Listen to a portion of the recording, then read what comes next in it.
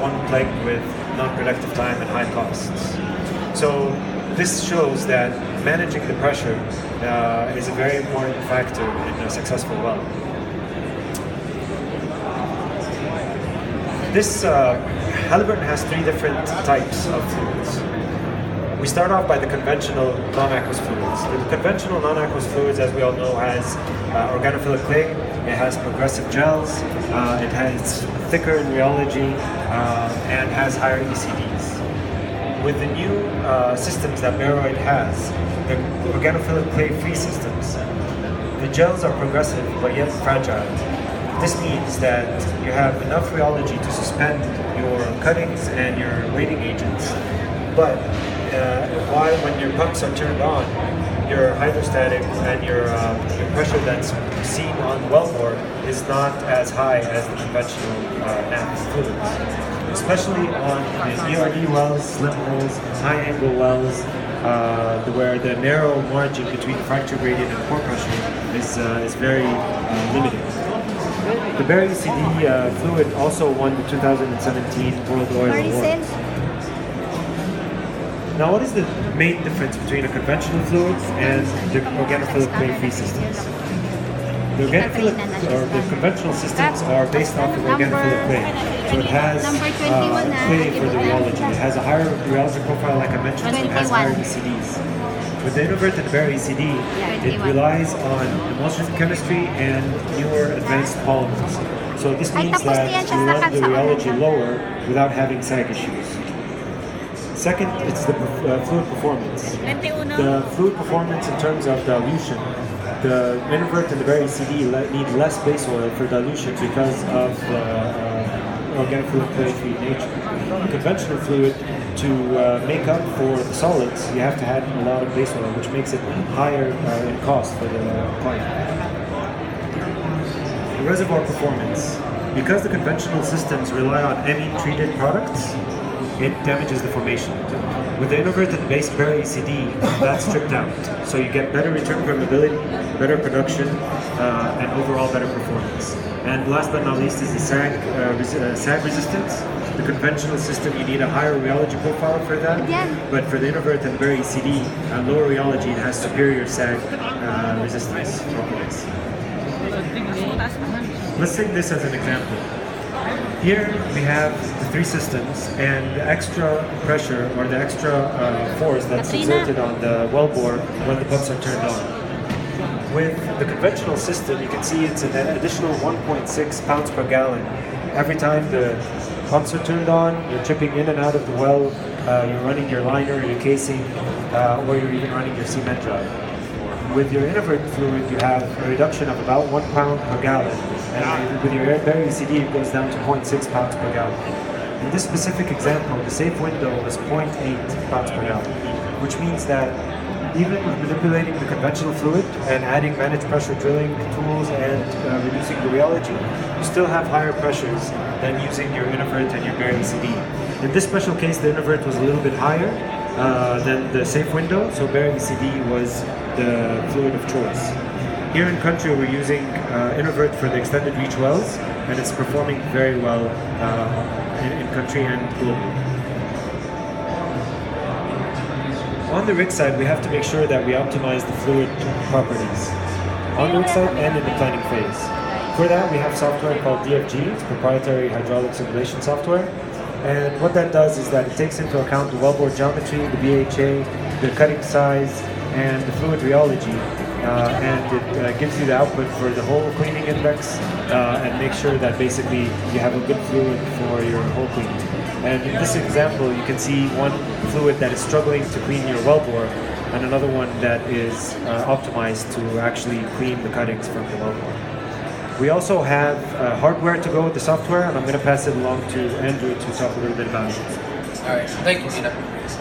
As Mina had discussed, what we're trying to do here is minimize risk and operate within a very narrow pressure window between our ESD and our ECD. Now, there are two ways that we can do this. First off, we can get rheological data as well as density information from the mud reports that the fluids engineer on the rig site will test and then fill out. He does one of these checks typically 4 times a day. So you get 4 data points per day. And the sample of fluid that he's taking, which is about 1 quart, is assumed to be representative of a 2,000 barrel system. And that the system in and of itself is homogeneous. Those who worked in the field and worked on rigs, we know for a fact that a circulating fluid system is not always homogeneous. The other way to do this is that we can take a sample of the fluid every minute. We can automate this process and then be able to send the data back to the shore base as well, and then feed into the hydraulics program. So to do that, we have Rheologic's density and rheology unit. It takes a density reading out of the flow line or out of the suction every minute. It also takes a rheology reading, and it will give you a full 6-speed fan 35 rheology profile every 15 minutes. So you're constantly getting the most up-to-date data as you are circulating your mud system. So just a little bit about the density rheology unit, or DRU unit. The unit itself is very compact and can fit on to pretty much any rig site. It's 1.5 meters by 1 meter by 2 meter in shape. And as I said before, it can be put on to any rig site because it's ATEX and IECEX certified. When the unit was designed, one of the engineering challenges that was put forward to the design team was to make sure that the unit could operate autonomously for a minimum of a 14-day period without any human intervention. So we've had units that are actually been running on a rig for over 30 days without any human intervention. And so we use this unit, as I said, to monitor for narrow pressure drilling and to monitor these low ECD fluids. Why do we do that?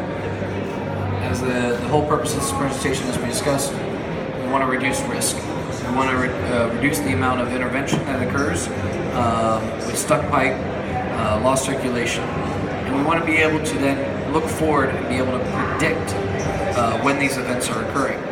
So not only do we need to get the data from the unit, but we want to be able to calculate using our proprietary software what the ECD is downhole. And in particular, what we'd like to do is be able to match that ECD to what you're running as a PWD. And that way you have faith in the software and in the system that when you are in situations where you cannot run a PWD, for example when you're running a liner, that we can match that. So as I said before, there are 2 ways to get the data. You can take the mud check and then you feed that into the software system. And as you feed that information in the software system, it'll calculate what your estimated profile is, and that's based on the orange line. The red line is what, by taking that sample every minute and feeding it into the system, what you're getting as your calculated ECD. And the pink line here is showing what the PWD is actually reading downhole. And as you can see, by taking that constant sampling, taking that information, feeding it into a software system, we can match, model, and predict what our ECD is going to look like. And as I said, it's important to be able to predict. So when you feed this into the software system and in the modeling program, we can look 9 stands ahead, 1,000 feet ahead of where we're drilling. And that allows us to make adjustments. If we see that as we're drilling on stand number 1, that we are going to be packing off the hole, we can make recommendations to either increase the pump rate or slow down ROP. If we're looking at it and we're modeling the hole cleaning and able to tell that we're not having cutting beds in the long horizontal, then we can make a recommendation that we can forego back reaming and just be able to pull out a hole on slips, saving a significant amount of rig time. By using a DRU unit as well as the software, I mean, we've seen that we've been able to save operations an average of 2 minutes a day. So when you take that over a 30-day well, you're saving an entire hour of rig time. And when you look at the spread rates of what rigs and services cost, that hour of rig time is extremely valuable. So I was giving you the theory behind it. Let me talk a little bit about case histories and practical applications. So this is an example of a deep water well where we're using a conventional oil-based fluid is being utilized. They're having problems with lost circulation. They're having problems with stuck pipe, and with this deep water well, it was costing the operator several millions of dollars in time and rig rates. So we displaced out the competition's conventional mud system and recommended using the bare ECD, the low ECD fluid system on here. We were able to drill the hole without losses, and by reducing the losses and reducing the rig time, we were able to have an overall savings of about $5 million to that operator through rig times and lower material usage. Now on the DRU side, and as well as the AFO service and monitoring, what we did here is there's an operator in the GCC region, and 4 out of every 6 wells that they're drilling, they're encountering lost circulation. They're had to get ended up with stuck pipe and having to sidetrack various wells. And what they really needed was better pressure monitoring on the rig site, as well as the predictive software to tell when they were going to run into these pressure issues. So we put the DRU unit out there, and on the next 7 wells we drilled without having any issues or problems through better monitoring of the fluid system properties. This ended up saving that operator over 20 days of rig time, and which is equivalent for them to about $1 million. So, as you see, if we can control our density, if we can control our friction profiles better, we're able to then make better planning and remove a lot of the challenges and risks that we have in the drilling process. As we remove risk, we increase value for the client. Simple as that. So, just as a follow-up and before we take questions, these are a couple of the technical papers and references that we've had with regards to drilling with the low ECD fluid, as well as with our digital monitoring systems.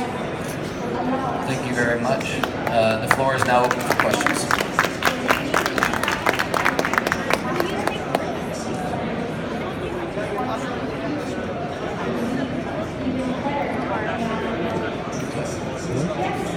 Does anybody have any questions?